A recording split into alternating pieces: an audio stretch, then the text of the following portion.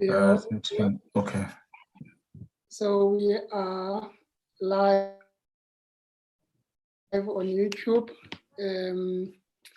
We are about to start the next session on this conversation. You know, Black Hat is turning 5 this year, and I'm excited that we were able to stay this long.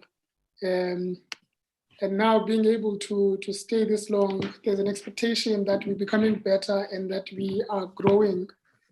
And I'm happy to grow. I'm happy to actually have conversations that matter. And in that regard, I've invited quite a few people that I know have something to contribute. And it's amazing that from any conversation that we have, even if the field of study is different, we can still pull some lessons that are worth sharing and repeating elsewhere. Today we have Usia Zondani, who is currently the Eastern Cape Regional Manager of the National Youth Development Agency, NYDA, in South Africa. He holds a BA degree in labor relations and human resources, as well as the degree in psychology, both from Nelson Mandela University. Sia has previously worked and interned at the Department of Trade and Industry. That is so exciting to have seen how you evolved over time and how you really have provided leadership for us, Sia. Those who started businesses, they would know for sure your assistants and your team, Abo Sonwabo, not Kevin and all of that, but we're not talking about those people right now. We just want to hear from you. How are you, sir? Thank you so much. It means so much, Tim. I'm very well, man. And I'm very happy to have been invited to, these sessions, really. This series of sessions that celebrate the 5th birthday of Black Hat. And I take my hat off to you always for really, really, really doing an amazing job in this. Because at the end of the day, we sometimes forget. Look, I came across you and your business quite a number of years ago. And we always say we hope that these things work out for us. We hope that we're able to see one another grow, and we also hope that our paths will cross at some other point in time. And when they do, at this type of platform, it really gives us an opportunity to reflect and to be proud of the work that is coming out of the Nelson Mandela Bay and the Eastern Cape by extension. So thank you so much for inviting me. We appreciate you. We appreciate you. I'm sure there's an army of entrepreneurs that have a story to tell about you, about the work that you guys do. And there will be a day for that. But today we are truly interested in what you have to share and what you've learned in the process. I mean, how many years have you been with NYDA? This is the 7th year. This is the 7th year. I'm gunning for 10 years of service. Yes, definitely. But there's something peculiar that has happened. You are really well leading the whole province of the Eastern Cape. Tell us a bit about that. Yes, so as of the 1st of June, 2021, I became the regional manager of the NYDA in the Eastern Cape, responsible and accountable for the operations of the agency in the province, which is a huge responsibility, but also clearly a pat on the back and a definite vote of confidence in my view. Like I was when I was first appointed in the PE branch. I came in at the age of 28 there. I was the youngest branch manager at the time. I think I still am the youngest regional manager at the time right now, amongst 9 other regional managers. Yes, I am the youngest. I know that by the conversations we have, and when you look across the room, you're going, oh, in fact, the last born up. So it's always an interesting one. It's always an interesting one, and I enjoy it because of the learnings I've had. I think what I've learned over the past 7 years within the NYDA, as quick as my journey has been to listen more than you speak necessarily. I have listened to some of the legends of the agency, some who some of us in the public space will never know, branch managers and executives from yesteryear, from the days of Msobomvu. When I got here in 2014, they were still around, The old structure, the structure has changed like 2, if not 3 times. And here I still am, I've gone through all of that. I've seen, I've watched, I've learned. I've contributed, to policies of the NYDA. I've contributed to outreach programs. I've been an officer, I've been an administrator. Now I am chief administrator in the province, accountable to my internal stakeholders first, meaning the coordinators who report to me, the officers who report on my behalf and who become my extension, when it comes to the delivery of services. And then the broader public, young people who interact with these officials, who become a representation and an extension of me. So you see the issue of leadership really being, for me, and I think some of the topics I'm going to touch on is maybe the last one, especially how to let go, especially at a young age, how to be hands-on, but how to actually let go. Because I think sometimes our youthful vigor and keenness is to say we need to be in control, we need to be the ones. Events, we must be there. The face must be there. But when you sit back and you really think to yourself, and I've had the privilege, I think Pumelele who's on this call right now will know, I think he himself, in as much as our paths have crossed and then have sort of diverted and then crossed again at some point in time, himself and I have had the privilege of being mentored by really some of the best minds in the state, some of the best minds in management. When we came in together as interns, it was Pumelele and I. We were both at the Department of Trade and Industry. And we learned from mentors, chief directors, their directors, guys who were doing amazing work. They were profoundly flawed, but they were great at the same time. And we learned so much from them. And they'll tell us about their life experiences, how they went through unemployment as senior officials and came back, how some of them lost and regained what they've done. Some of them were in business. And so our learnings over a period of a year, and at the time, I was even the deputy chairperson of the internship forum. And for the first time that happened, and then we got an accolade for that. And in fact, we drew up a terms of reference and policy that spoke to the fact that internships should go further than a year. They should be 2 years.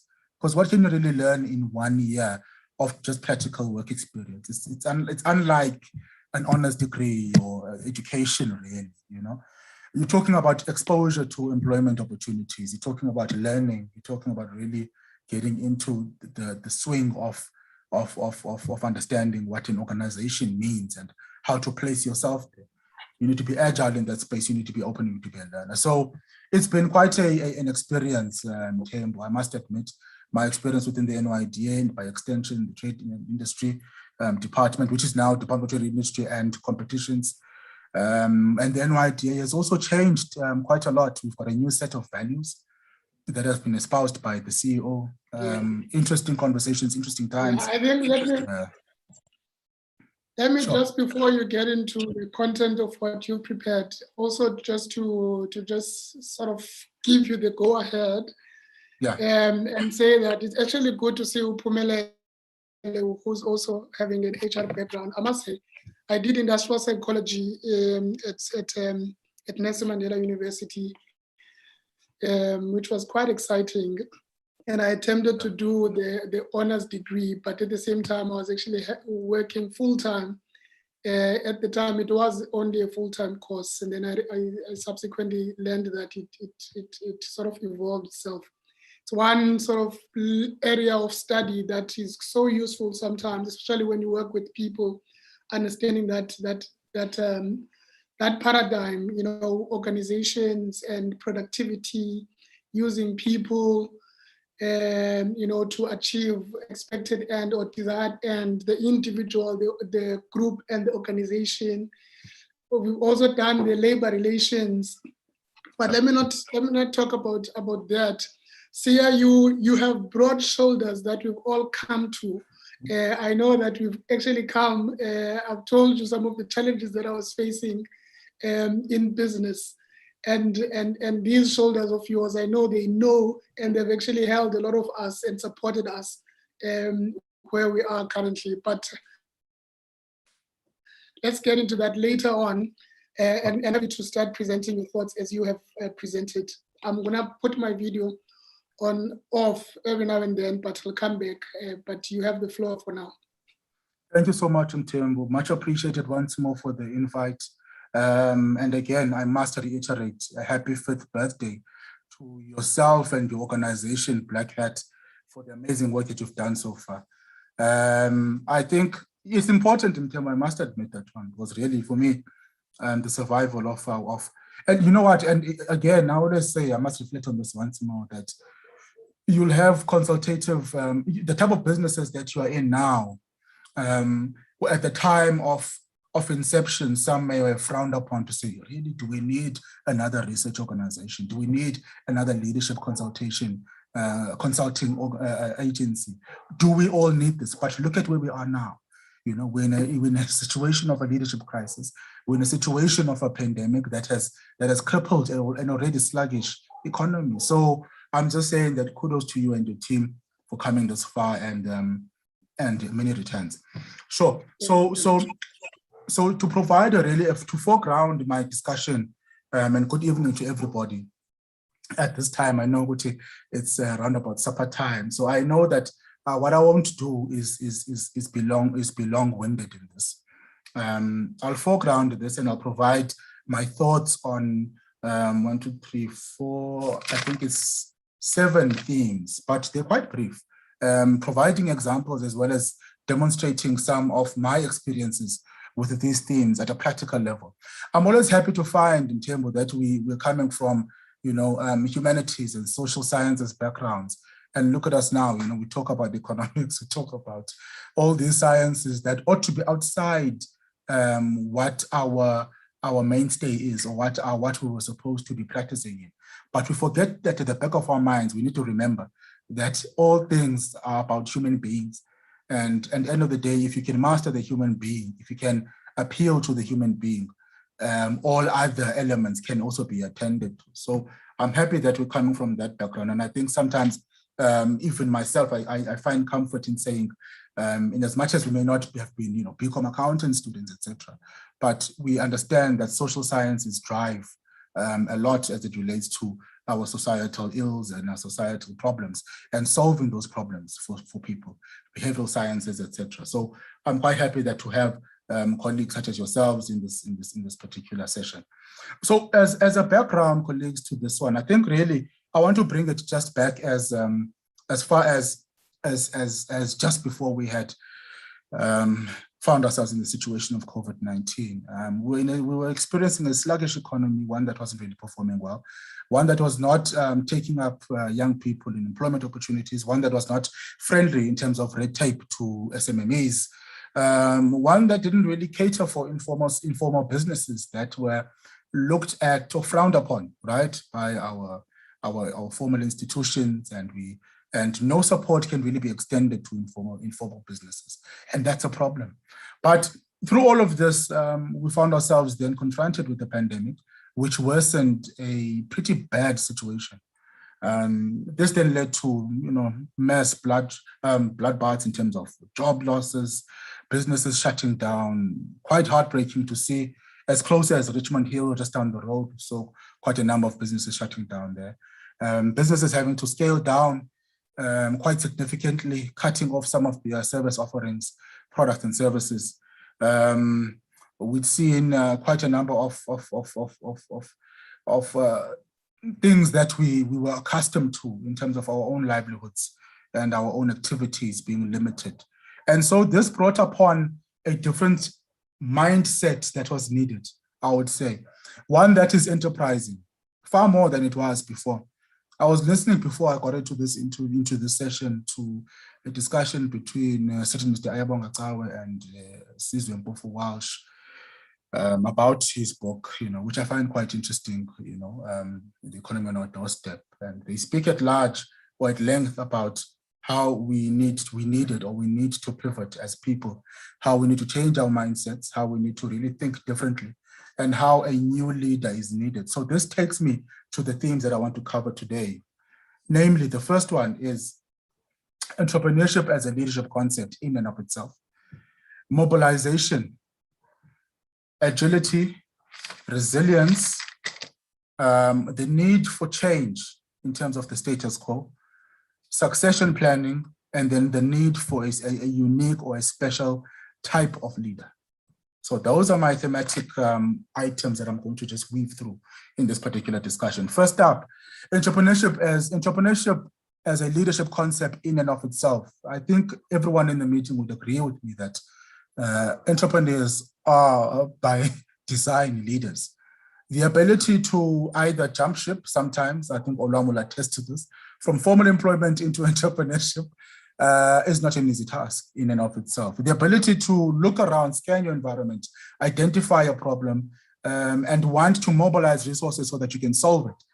And on top of that, try and draw a profit from that is, for me, an act of leadership in and of itself. So that needs to be really looked at for me, from where I'm sitting at that level. And I think that's what lends us an advantage as administrators of development funding, etc., is to say the jockey already is good enough. Now, what do we look into, and what can we look into as it relates to the entire business and the value chain of business? So, for me, what I've listed here is really a value chain of the traits that exist within a leader, both internally and externally. At times, leadership is a response to external forces. In a lot of the time, in fact, you see that we speak about leaders emerging.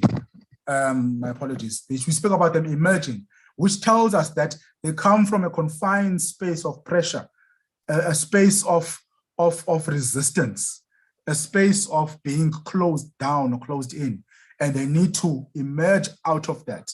Be it an elective process, a process of appointment, it is a rigorous one nonetheless. A process of natural attrition. Sometimes leaders just emerge out of nowhere when it comes to, even if you look at your sporadic or your opportunistic protests out there, service delivery protests. There's always that one guy who seems to know what's going on and seems to be spurring or directing people in a certain direction. Or one lady who'll be doing the same thing. Leadership is there. It exists everywhere in our community. And I think we need to demystify the concept of leadership. With your assistance, Ola, to demystify this concept of leadership, and I think you've touched on it quite a number of times in your previous writings as well as in these sessions, to demystify the concept of leadership as one that is the reserve of certain people who are born to lead. Is that really a concept? Is that something that we can rely on in its entirety? Do we have alternatives? So I'm just trying to really provoke a thought session around entrepreneurship as a leadership concept in and of itself, by virtue of being able to identify an issue, make a decision that you're going to service that problem or solve the problem, and then your ability to really get things going so that you can service the problem, and over and above that, draw a profit from it. So for me, there's something to be noted there, or to be drawn from there as a lesson. Mobilization of general resources, be it the resources that you already have, be it access to external funding from the likes of the ITC, FDIs, the NYDA, if needs be. But the mobilization of resources, those seen and unseen, sometimes I think we downplay that. The mobilization of resources also goes as far as the mobilization of people, getting people to get behind you. I think, Olwam, you spoke about this in one of your sessions, to say, leadership is nothing if there's no one who is actually following, or at least subscribes to your leadership. Otherwise, you're either basically taking a walk. And that is true, And so at times we're confronted with young people when we are either doing assessments or when we're engaging or just advising them, who demonstrate this unique knack of being able to mobilize resources in a way that is unique to them and that we could not have thought of. And it also ties into the type of leader that I want to speak about in my last point. We need to have the ability to pick that up. Now, what I'm saying is that I may be a leader in my space, but I need to be able to have the capacity and ability to identify other leaders as well. and make sure that they are cultivated, they come into the fore, and they lead in their respective spaces. Now, we've gone through this, I'm sure, even in our theories of leadership, whereas we've got, leadership of situations, leadership of, certain organizations, how leaders come up. We've got what you call situational leadership, whereby a leader comes to emerge because of a certain situation and because they either have experience or the expertise to address the situation, and then they step back, almost like a project leader. So we need to be able to put ourselves, I think, as young leaders in this society in a space where we're able to say, how do I shine my light on this young person so that their light shines further for everyone else to see? It needs to be that type of situation, because what happens there, then it also fertilizes the ground for us to be able to collaborate with each other. Because the more of us that we are able to put on as entrepreneurs, as enterprising thinkers, and I'd like to speak about that as a concept, your enterprising thinkers, thought leaders, we need to speak to that. And I think my first point about entrepreneurship as a concept of leadership in itself speaks to thought leadership, because no entrepreneur just sort of wakes up and gets that done. It's a process of thought, of distilling information, of critiquing it, of really trying to get a sense of, can this work? I believe in it, yes, but can it work? Can I test it? Can I stick it out? Do I have the stamina to get it done? And so that's a lot of reflecting with oneself to say, I'm going to let go of those chains that bind me, be it formal employment, education, whatever the case may be. All of us need to make sacrifices. This is something, even the discussion that I was speaking about earlier was highlighted, that each generation owes its society a sacrifice at some level or another. And so that I suppose, even at an individual level, needs to be done. Mobilization of resources, as I mentioned, really the recruitment, the drawing in of partners at the right time, the mobilization of resources in such a way that puts that business or that young person in a position of being able to really capture the market or capitalize on it or make the profit that they want to make. Some of them are leaders and entrepreneurial leaders who are in the social projects. They're not in it to make a profit necessarily, and that's okay. Some of us are administrators like myself. I need to have an entrepreneurial mindset to be able to spot the gap. That's what I always say. Just spot the gap, connect the dots, make what doesn't make sense make sense. Apply your mind, have a creative way of thinking. And I think throughout my own interactions in the past 7 years, I've really tried to harness the experiences that I've had, some of the mentorship that I've received. Also noting that mentorship in itself isn't a signed contract. Mentorship can be vicarious as well. You may be mentored by someone who has no idea that you're mentoring them. You never even uttered a word to them, but they mentor you. And there's something to be said about that as well. My third point there would be agility.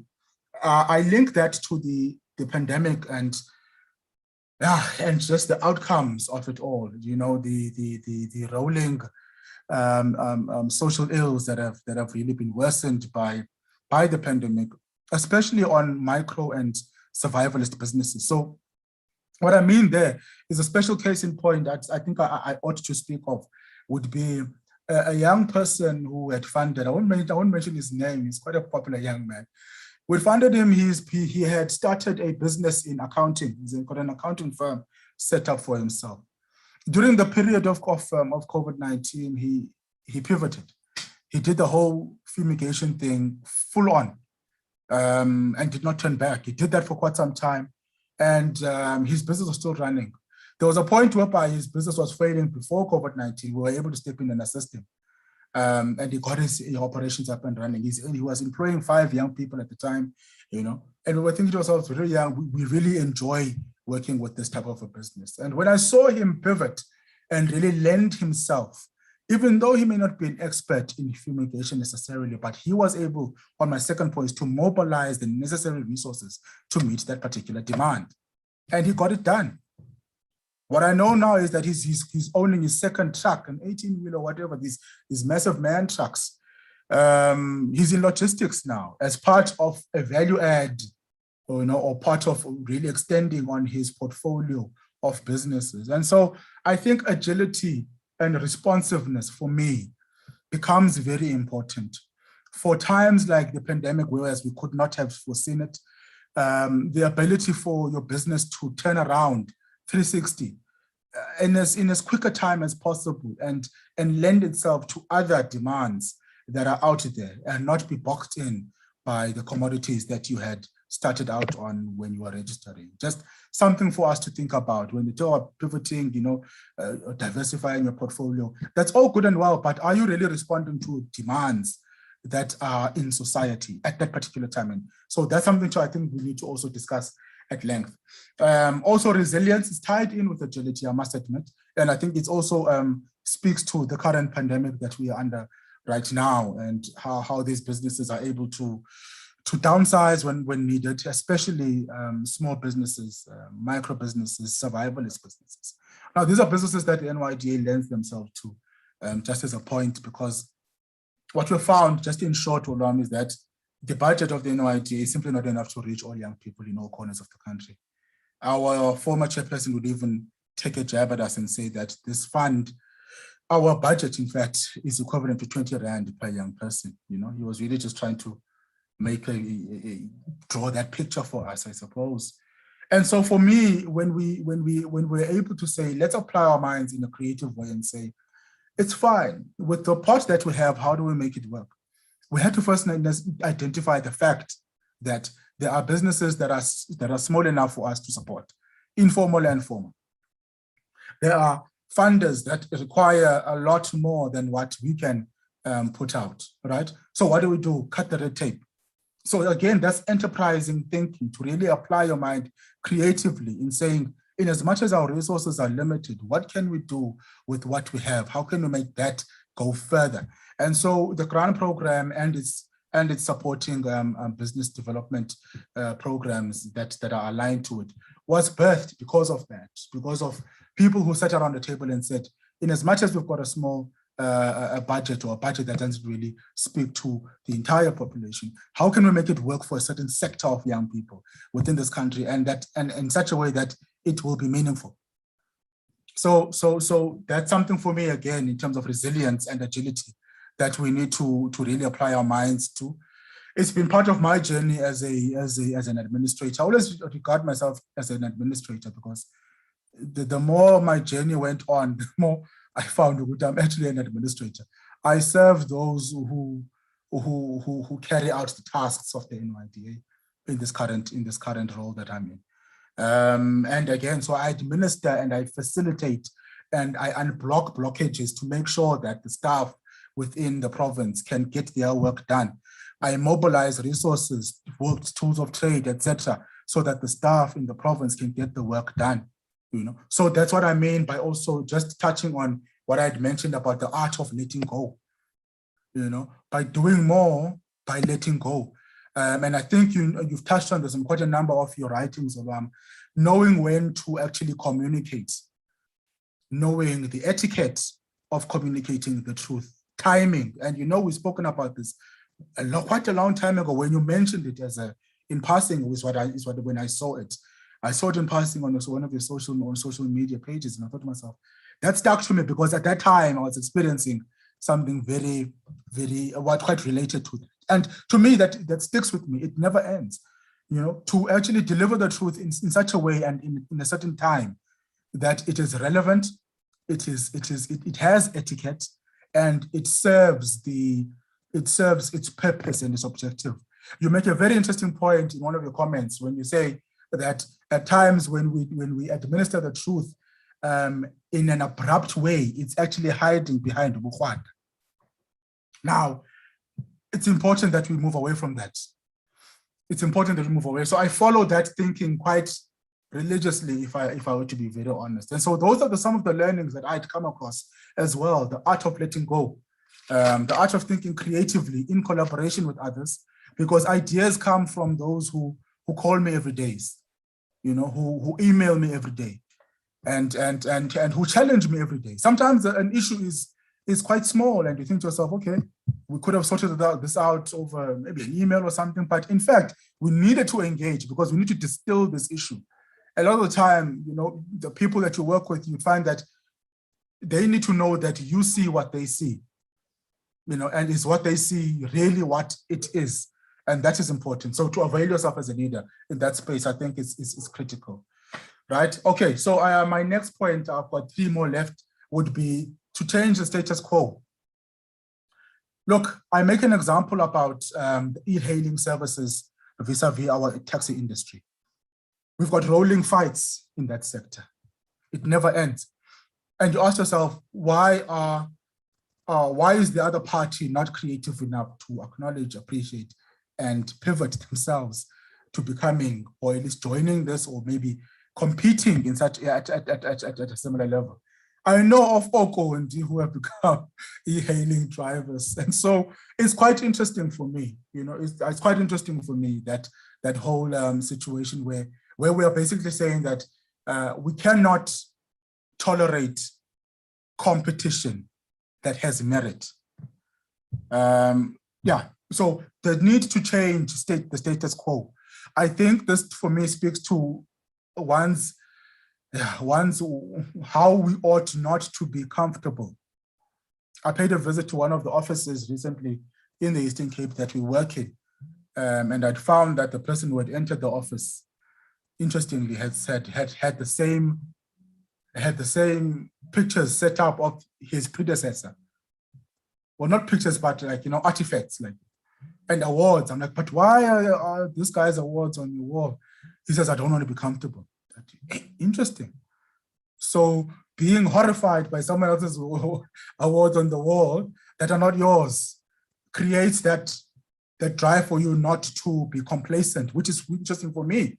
But this is a young person in a managerial position. He says, he gave me that example, and I thought that is an interesting observation, but then it goes back to the need to change the status quo. Do not be relaxed, do not be happy or content with what we are currently having. Now, this speaks to the transition that we're currently having right now, and I speak about this to everybody, my colleagues and friends by extension. There's something I said to myself in 2014 that I wanted to be where I am today. I wanted to be able to add value in a leadership position. I wanted it. It didn't just land up on my lap.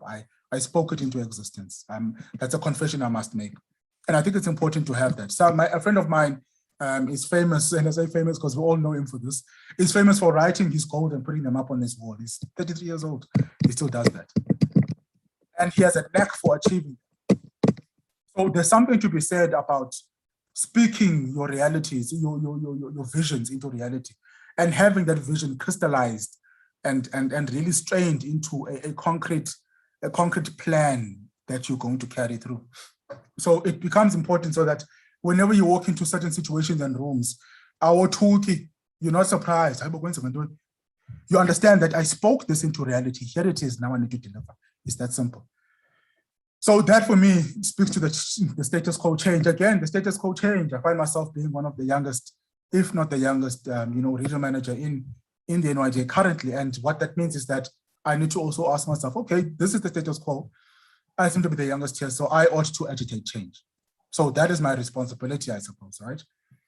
So I think there's a lot to be spoken about there as well. Change in the status quo and the need to agitate it. And then lastly, on my submissions here would be a leader of a special type. Now, this is a broad theme, I must admit. For me, this really speaks to a 360 leader. A leader that understands that theory that I mentioned of letting go. Because at times I may find myself in a conundrum where I'm thinking to myself, there are certain things and decisions and inputs that are expected from me and contributions that are expected from me, but I do not have the requisite experience, competencies, right? Or know-how, technical know-how to provide this particular answer right now. I have 2 options. I either pause and ask to revert back to the meeting or to the people that I'm speaking to, or I ask the relevant questions to get the answers from my colleagues or the people that I'm working or collaborating with. Now, this leader of a special type for me speak to that. How does a seer understand and is sensitive towards the issues of GBV and how they impact on youth development? How is the SIA understanding and appreciative of the issues around the LGBTI community and how that community interfaces with the NYDA, youth living with disabilities? How do they interface with the NYDA? Are we in a position to provide or extend ourselves to those sectors of society, very vibrant, very big voice sectors that tell us and ask us hard questions all the time? A 360 leader is one that doesn't say, no, we can't assist, or no, we've got issues, and you rely on what you've seen from previous leaders and how they respond. You need to stay in the hot seat. You need to stay in the boiler room. As hot as it is, you need to be able to stay there and listen. Even if you have no answers, stay in there and listen. Do not get up and walk out without having listened to what exactly the concerns are. Some of my colleagues say that a lot of the time. They say, man, you may not always have the right answers, but you're a good listener, you listen. And I think to myself, oh, well, that's a good thing, I suppose. I suppose that's a good thing because they mentioned it as something that they appreciate. I found that at times people may pick up a phone and call you, not necessarily to get advice for you, but to get someone who will listen to them on that particular issue. And at times you may not need to even say much, but offer a genuine ear as a leader, as an entrepreneur, as an administrator in the offices that we occupy. We need to be able to listen more and understand where we are in context with everybody that's around us. I also want to touch on the importance of supporting a timely cause. There have been many of them. Fees Must Fall may be one of them. It imposed itself on us. We did not expect it, The Internet of Things was another one. We sat on it as a country. We did not move with speed. The pandemic imposed it on us. We've got no choice. So it really lends itself for us. A critical question is, number one, what are our important causes, and are we supporting them? Are we speaking to them, with the importance that they ought to be afforded, with the respect and time that they ought to be afforded before they too are imposed on us? So yeah, I always go back to the adage, some ideas are like spring, or like a season that was, you can't stop. It's like cutting the flowers while the season of spring is coming. You can't stop spring from coming. Yeah, so it actually speaks to, you may cut the flowers, but you cannot stop the season of spring from coming. It's one of those things for me. And a lot of the time, it comes from the learnings. And I think for me, on a day-to-day basis, from reading and listening and interacting with people, those become important for me to say, am I a 360 leader? No, I'm far from it, but I'm making that turn. I'm trying by all means. And where I fall short, call on people to assist you. As a leader, as an entrepreneur, it cuts across. Call on them to assist you. And I think as my parting shot, really there's a common thread for me that cuts through these discussions and these thematic points that I've mentioned. And that is the enterprising mindset to say, where's the problem? How can it be addressed? And with what can it be addressed? Who needs to be part of the problem solving? That too is important, because sometimes we carry too much on our shoulders. And then when the project fails or whatever the case may be, we take all the blame. Whereas had we let go, like I mentioned in the beginning, we could have gotten a whole lot more done. That is the lesson that I've had to learn over the past 7 years.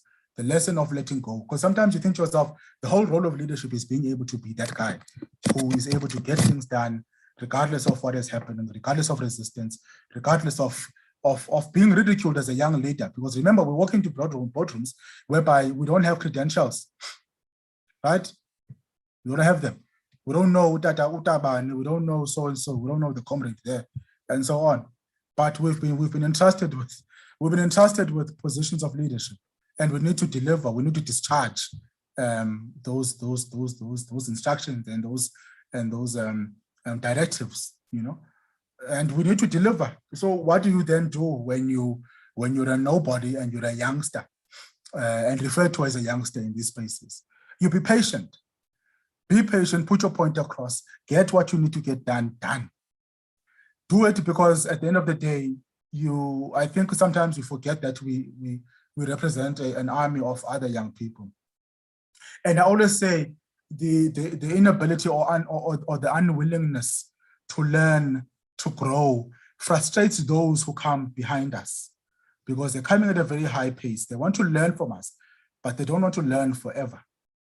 We need to be in other spaces when they come into these spaces, so that we can open doors there too. Singabe ngabakhuluwa who block indlela zabantu. We know this discussion has been going on for a long time. This is because we're a generation that wants mentorship. And we speak about this in terms of our mentors, those that we have contracted, because sometimes we contract mentors. We write down contracts and we meet every quarter, we have a cup of tea, whatever the case. And there are those that we are not contracted with, those who we emulate, those who we look up to. But we need them too to move on, so that space can be created and so that they can also assist us far along down the line. They can say, guys, I've been there. This is what's happening. So I think it's important to say a 33-year-old Sia needs to learn fast, apply himself, be diligent in his work with integrity, be accountable, provide opportunities to others as far as he can, and be in a space of learning so much that he's able to move on at a reasonable pace, swiftly, if I can call it that, because that's the developmental pace that we're moving at now. To such an extent that I don't find myself in a situation where I'm saying, been here for this long, what have we really done? Whereas I could have moved on and added value elsewhere in a way that actually connects with the previous position that I was in. And I'm able to open doors there as well. I'm able to add value there as well, in whatever capacity I'm in. So all I'm saying really is that the entrepreneurial mindset, the enterprising mindset, I think we hear this quite a lot in sports. We'll hear that they'd say, enterprising play.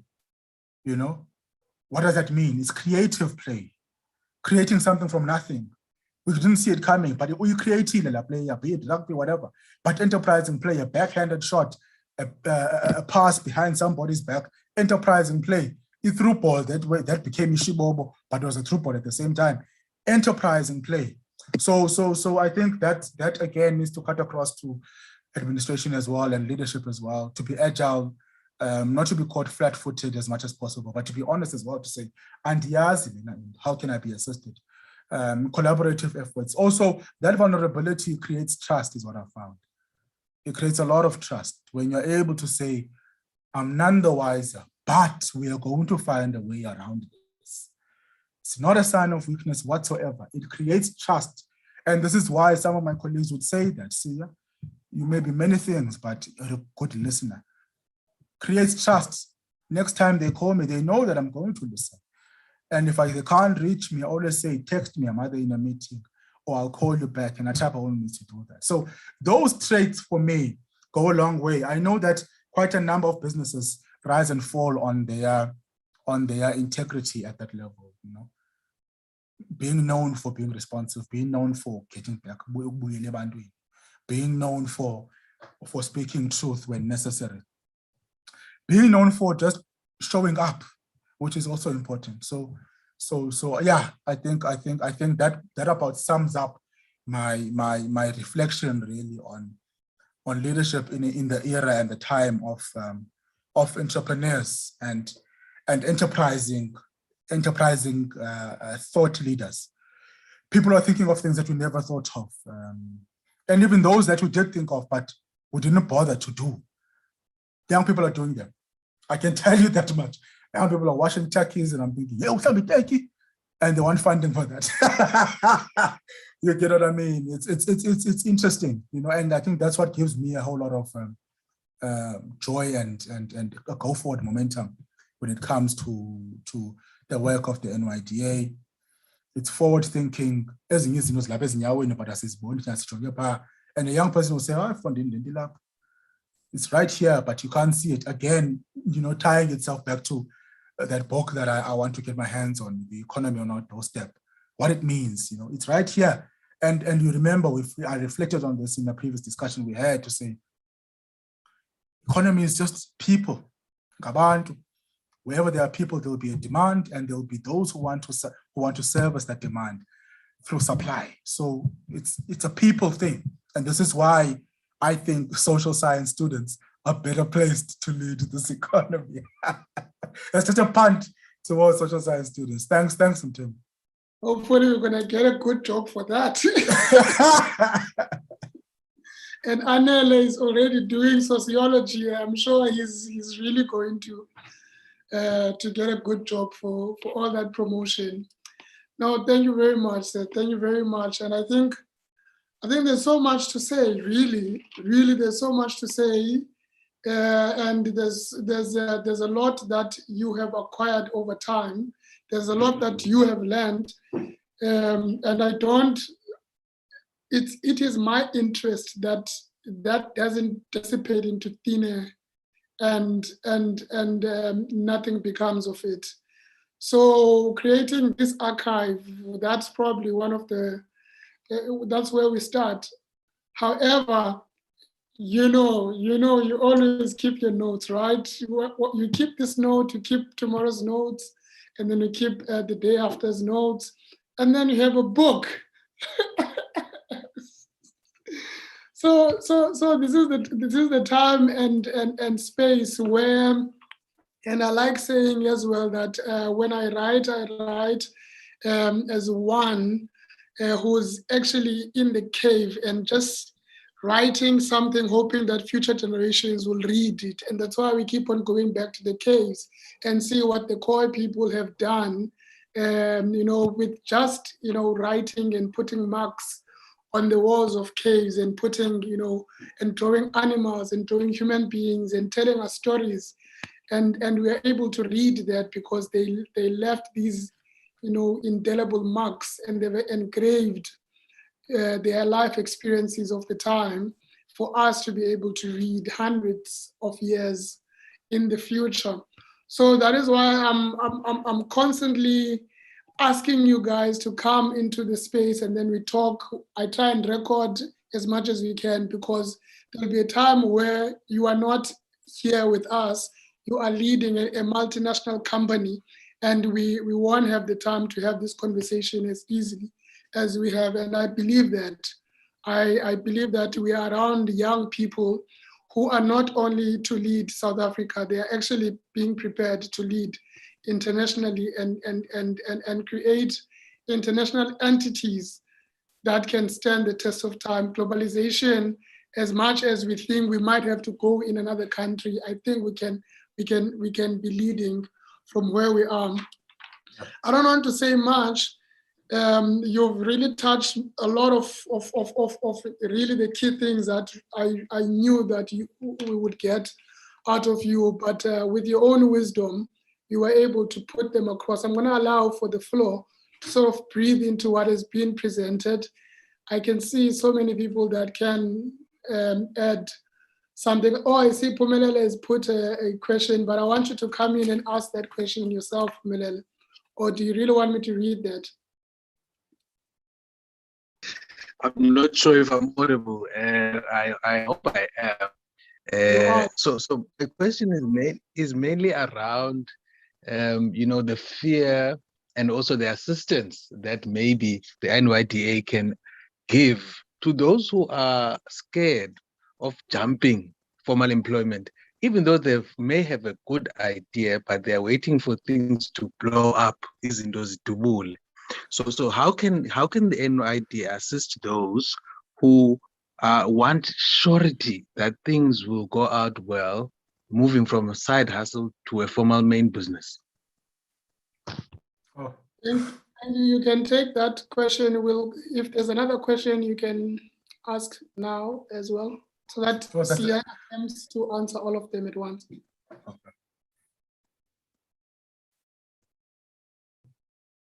Okay, let me take it.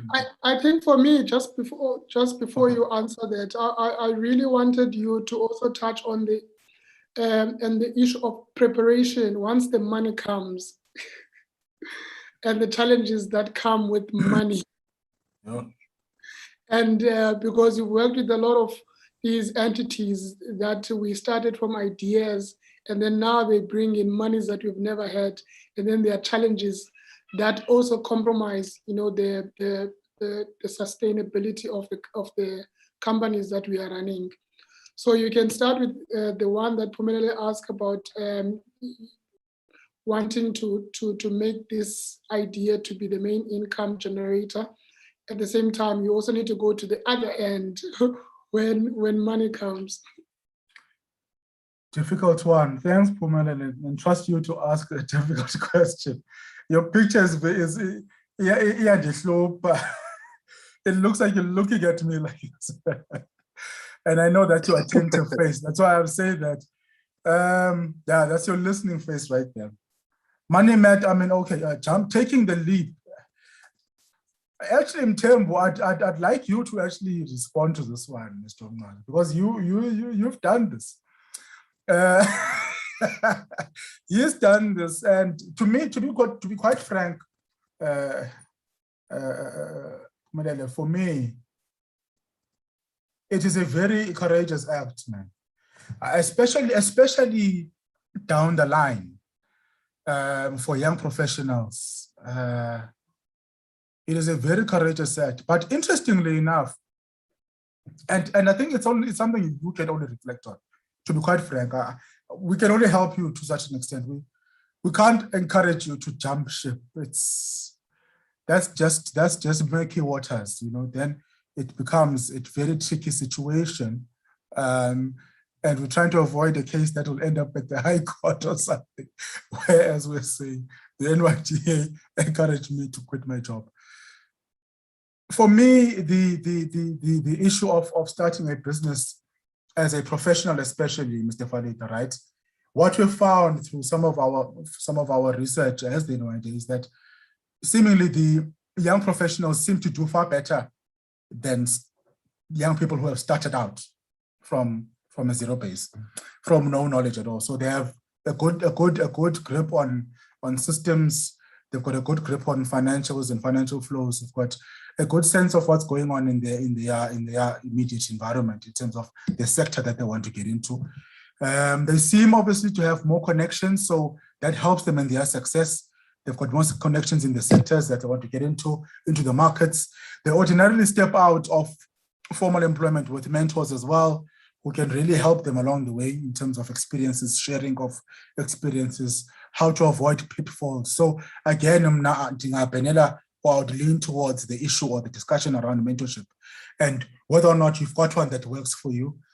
And to have a sounding board, perhaps speak to someone who has done that, who has successfully, you know, and we all know that success is relative, successfully jumped ship and gone from being a young professional to being an outright entrepreneur.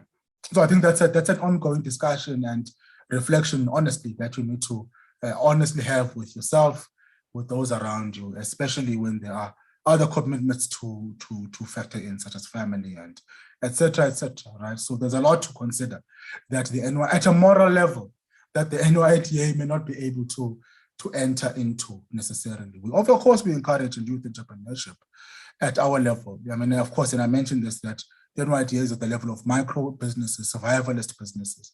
So we need to understand that too. And that once that funding has been afforded to you, there's very little else we can do in terms of further funding besides referring to other agencies and other FDIs that can assist. So it's an important discussion to be had. And I do think it's a more personal reflection at a deeper level, depending on all considerations that factor into your life as an individual and as a person and as a professional. We've seen many professionals come and go between business and being a professional business. And so it all depends on what will work for you at the end of the day, I think. But ultimately, NYDA exists for the provision, I suppose, of that safety net as it relates to funding and business support once that young person has decided to go into business. Money matters. It's a sticking point, Mr. Mngadi. This one, we call on the services of external providers to assist with money matters, because obviously as NYDA officials, we are generalists ourselves. And so this is something we outsource to our external providers to provide your bookkeeping services, financials, to provide coaching and mentorship as well. We've got providers for that who do this on a voluntary basis. And so they're quite committed on it. So the preparation for this, I think it's quite important. It's an important discussion to be had. How prepared is a young person to receive? Let's say they go on and they get even far more than what your NYDA has to offer. They get funding from, Office of the Premiers, etc., such as the Scholar Youth Fund, other funding, IDC, you name it, all these funding agencies that provide funding in the millions. Can they handle that type of money? Can they really prepare themselves for that type of a journey? It remains to be seen. It's an issue that needs to be addressed at an individual level, I feel, number one. Number two, as an entity, you need to be honest and actually reflect on your own learning. So the NYDA had reflected on its own learnings and said the extension of funding as in monetary value into the bank account of a young person may not serve them, as opposed to extending a model to say, we pay the service provider delivers the product or service to the young person. And if they need cash flow, we can provide working capital to a certain amount. Now, this has been informed by experience of handling of resources when it is dispersed to young people, of handling of resources when we are able to say, here's the working capital. Even there, we need to be able to account. So the lessons on accountability become important. And I'm quite happy, I must admit, with the providers, service providers that we have on board who provide these type of mentorship sessions as well as coaching sessions on how to make those resources count, so that when we visit their business in 3 to 4 years down the line, we either find the business doing the same thing that it's been doing or pivot to be successful in something else, which is also not a problem, because things, or at least the pandemic has shown us that to be able to be agile is a critical component of business. So, yeah. Okay, thank you very much. I think also on the question of, say, jumping ship, really, you don't know the success that awaits, neither do you know the failure that will catch you once you actually jump off ship. Employment is a very cozy place, and whenever we can maintain it and grow within the industry, there are people who are really making a lot of money through employment, and one should not really take that lightly. That people can build sustainable lives through employment, and it sometimes differ where would your skill be most valued at. So sometimes it might be a frustration that I have this skill, but I'm working for this entity or in this field that doesn't really pay much for this skill. An example, in an accounting firm, accountants are really, I don't know, you have to be in a particular level to be paid so much money, but at the intern level, the beginners level, really they're not paid very well. But where accounting matters, where in the private sector, where in manufacturing, where accountancy means like losing money or gaining or managing the finances, they tend to be paid a lot. So sometimes it's a matter of just changing the industry, not necessarily changing away from employment. But if one has to change and go and find, and be in entrepreneurship, the dots, as Steve Jobs would say, they only connect backwards. You don't see the whole path ahead of you. It's only when you look back and like, oh, this is why I had to go through that, because now I'm more prepared to be able to deal with this challenge or take advantage of this opportunity that only come in future. Another thing about the fear, perhaps, of failure in entrepreneurship, it really, failure in entrepreneurship might not be an expression of your incompetence or the lack of, leadership that you might have. It might just be a failure of a sector. Look at what had happened last year, where most of the companies were going well, and then even Black had experienced this. And then because of the closing down of the industries and all of that, things went bad. And one might read that as a failed company and all of that, but really it was really a situation that all these companies were subjected under. We can only draw lessons from there. We can pivot, as Usia was saying, like other entrepreneurs who were able to do that, who were agile enough to do that. Others would go back to full-time employment. Others will try and sort of stall their milestones that they wanted to achieve and all of that. So those are interesting dynamics that happen. And I also, with the question that I've asked, I also thought maybe it's an issue of also understanding that money is energy, and you need to experience that energy. Sometimes no training can give you, that experience sufficiently enough to be able to handle money. Sometimes you need to have money in your pocket. You hear the money calling. It's like, yeah, let's go out and have fun. And you'll never experience that through workshopping and all of that. When we tell you, when you have R1 million, this is what happens. Yeah, yeah. But I also have Wabongile in the group that also helps me. Sorry, Wabongile, to advertise you without you paying me, but who helps also to help me make financial decisions and understand the financial status that the company is, and build strategies and build the financial intelligence that one might not have known, that have helped. Also, I've referred a lot of people who also has an accounting entity that he runs part-time, and he has a full-time job. So it's not really a bad thing to be employed and build something on the side. I guess it just differs where one is at the particular time. Can I take more questions or comments? We are 30 minutes before the end. We don't have to finish the 30 minutes. If no questions come, I just want to ask Sia to come back, and maybe if there's something else that you want to say. Questions first? Comments?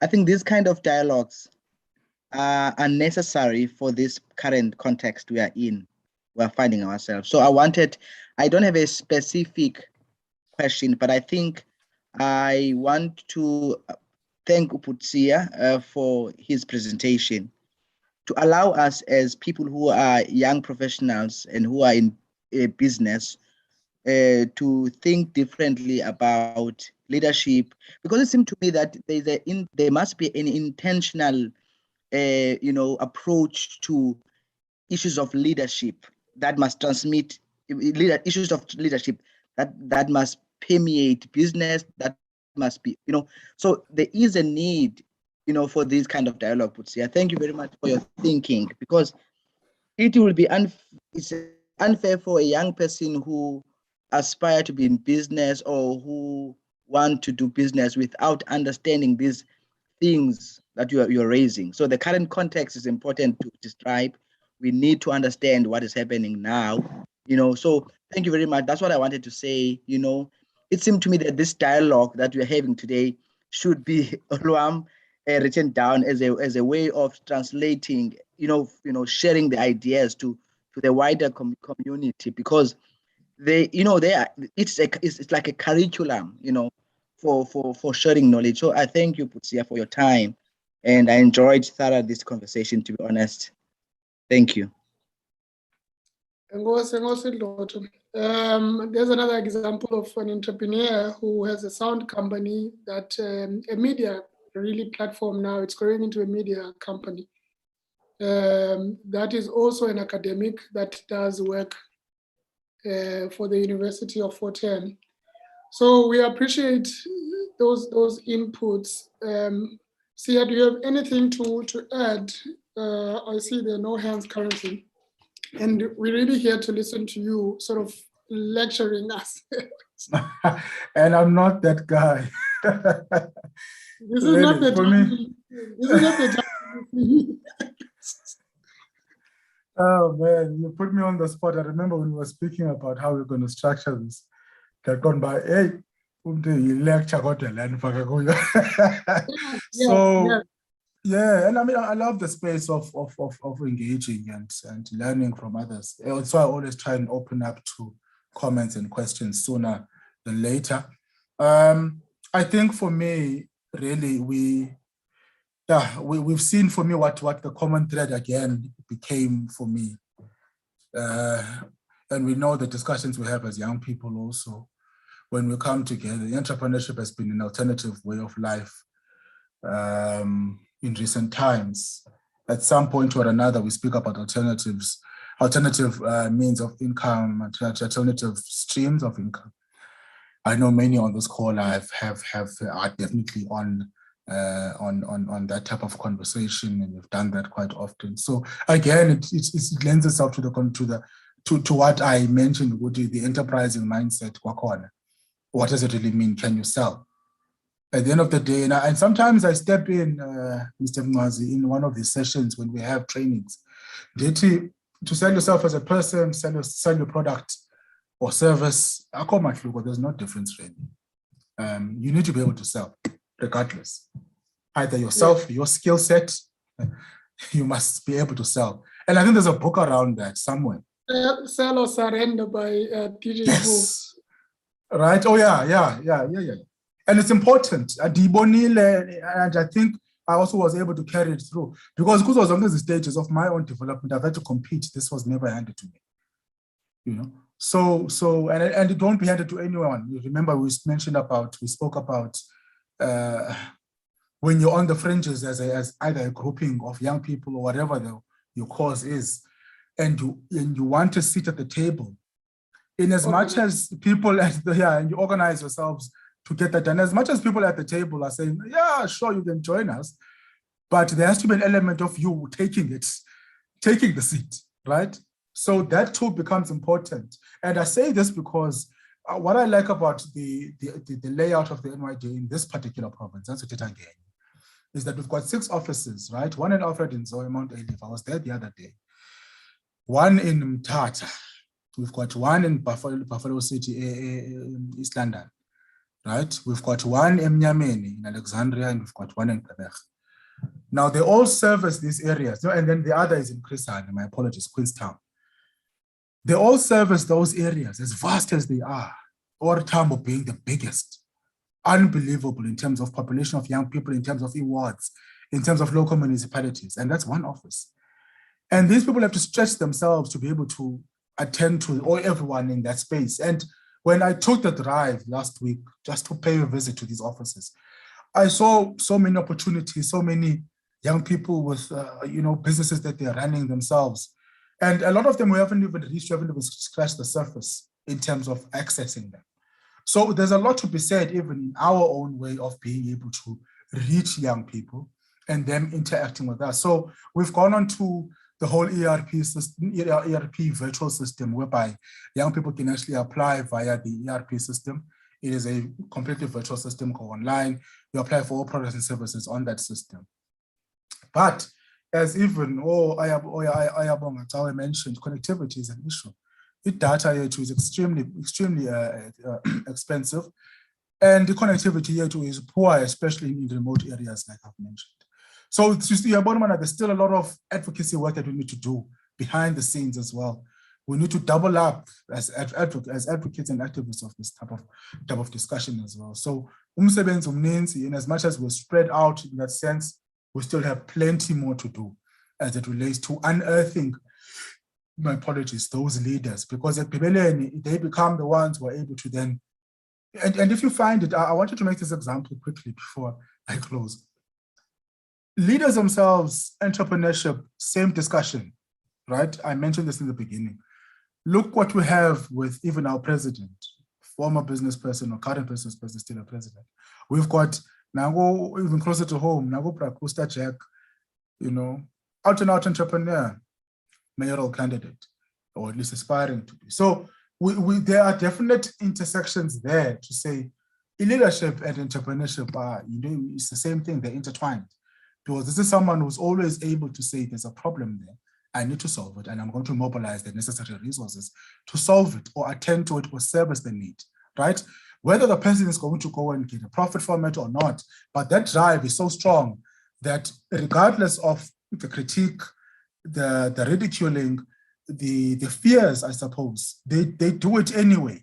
And that for me is quite it's a cornerstone in terms of the character or what characterizes a leader. And so that could be my parting shots as well, to carry on with that type of conversation as it relates to the enterprising mindset, because at the millenniums, even our conversations are enterprising in themselves, because we should ask ourselves, what are we doing in our particular spaces, and how can we make our environment better? Because at the end of the day, I think even when I was working in other parts of the country, I always wanted to come back to the Eastern Cape. Pumela knows this, he knows me quite well. We've spoken at length, and I always want to come back to the Eastern Cape and serve in whatever capacity. I've just been blessed with this particular capacity for the time that I'm going to be here for. So yeah, it's important again to have those conversations. And I mean, like I mentioned in the beginning, to speak things into reality, to say that I'm going to serve no matter what, in whatever capacity I'm deployed in by whomever or the universe, I'm going to do that. And so that becomes also important. And I think that's what entrepreneurs do as well. But regardless of the constraints, I'm going to continue. Sometimes I'm quite shocked when I see the businesses 3 years down the line. I'm thinking, you still exist. How did you survive the pandemic? How did you survive all those lockdowns? The second businesses, they are there. And not because they're brilliant businesses. No, it's because of the people who lead them. So yeah, I think in that would definitely be my parting shot at this particular point. Yeah, I guess also you are causing us also to think about the location of these businesses and entrepreneurs. We understand, or we have been taught about entrepreneurship in the varsity space, in business and all of that, using the models from Harvard. And when I say Harvard models, I'm thinking of Professor, well, she's Dr. Leslie Powell, who's doing work around CETAs, MER CETAs and ETTP CETAs and entrepreneurship, youth development, youth employment, empowerment, all those things here at Nelson Mandela University, who talks about the Harvard approach, where the first entrepreneurs that we were exposed to as the young people is the kind of entrepreneur that comes from somewhere, starts something that just cuts out the community of its resources, and then they go to like a foreign stock exchange and they are wealthy, they use their money as they want and all of that. They never leave anything behind. Or if they do, it's only just the peanuts that they employ people with. And then we come from now an epoch where, as entrepreneurs, as much as we are acquiring money and wealth and all of that, making a profit, this profit, you can't truly enjoy it on your own when everyone is looking, because your community is here now. You're not someone that came into a space or a country and do business and run or go off to another foreign country. So now our understanding or the approach of entrepreneurship also has to have within it some kind of community, development or awareness, social entrepreneurship of some kind. Because now if you alone are getting wealthy and people around you are not getting wealthy, then you become victimized because you are the person that sort of have everything and others do not have. That's another conversation perhaps we might be having of the kind of ventures that NYDA can support when it comes to social entrepreneurship and things like that. I don't want you to get into that at the moment.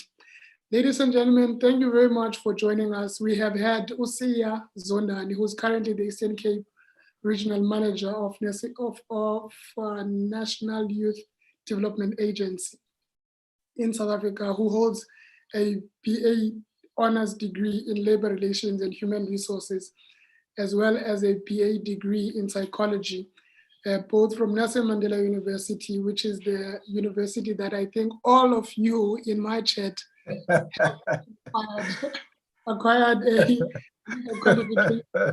And I have these sort of conversations that are consistent with the Nelson Mandela University alumni relations, of having sometimes to refer people and say, look at so-and-so, look at so-and-so, he's doing A, B, and C, because I worked for the alumni relations of the university before the research center. So it's one of the, I always look who is around and what people are doing, because I also see it as my responsibility to feed into the university to sort of track their alumnus as to what they are doing and how they are growing and so forth. So thank you very much for joining us. So those were your parting shots here. Anything you want to say before I close? I want to thank you. I want to thank you, Mr. Mazi, for having this ability to convene people and to weave people together. I want to thank you for that uncanny ability of yours, really, and you track them down. You've got this ability to track these people down and get them to a space whereby they are, number one, comfortable, and number two, they give all they have in really sharing, because you provide the platform and the framework to do that. So many thanks to you, and many thanks to everybody who has joined in on this conversation. Really appreciate it. Obviously, it's never easy to join at this particular time of the day. So really appreciate having engaged with everyone here. And I look forward to engaging with everyone going forward. I think we're all still in the same province, and our paths will cross, I know for sure. Again, thanks again, colleagues. Definitely. I'll pass Abongile's number. Anela, I saw your comment there. Thank you very much, everyone. Enjoy the rest of the week. Bye, everyone. Bye. Bye-bye. Hey, Kumand. Eloam, thank you very much. Eloam, engozi.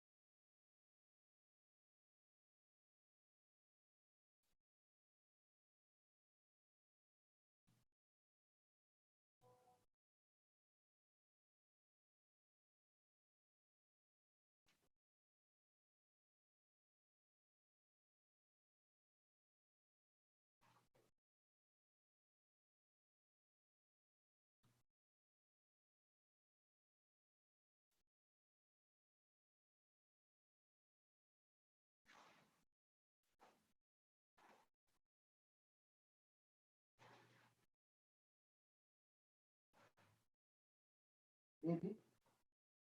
Hello? Baby? Yo, saya buya kawan tu jauh pun yang dia yo ya.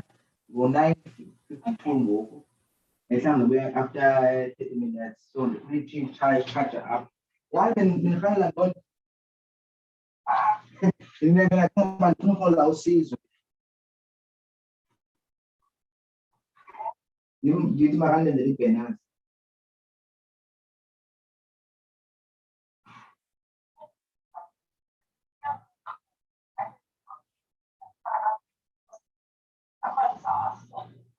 I think we let it I excellent lay profile share. Never cool.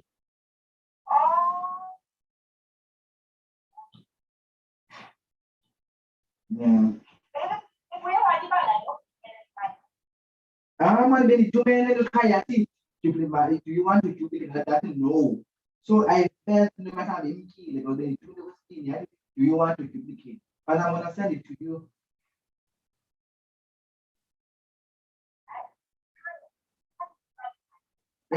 Giống kaya, vậy muốn kaya. Mà mẹ yang gặp con đang tự bị.